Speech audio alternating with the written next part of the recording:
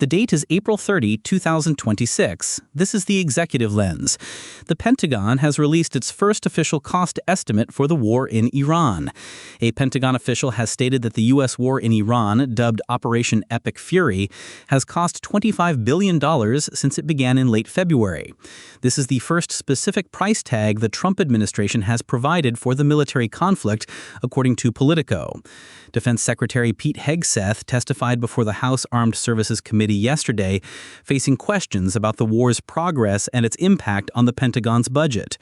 According to the New York Times, Hegseth's testimony became a partisan battleground, with Democrats and Republicans clashing over the justification and execution of Operation Epic Fury. Al Jazeera reports that Hegseth defended the naval siege on Iranian ports, claiming it is more effective than bombing. President Trump has echoed the sentiment, as reported by Al Jazeera, further escalating tensions with Tehran.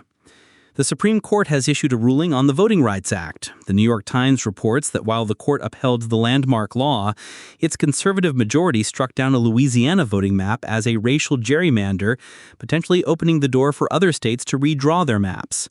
Liberal justices have accused the court of effectively gutting the Voting Rights Act. Here is the story most people missed. The U.S. is actively seeking international support to form a coalition to reopen the Strait of Hormuz. According to Reuters, the U.S. State Department has sent cables to allies, urging them to join an international effort to restore freedom of navigation in the strait, which remains a critical choke point for global oil supplies.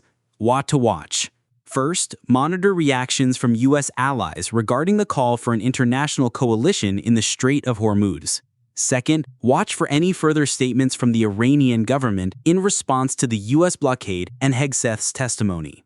Finally, track potential legal challenges to voting maps in other states following the Supreme Court's ruling. That is the Executive Lens for April 30th, 2026. Sources in the episode notes. Back tomorrow.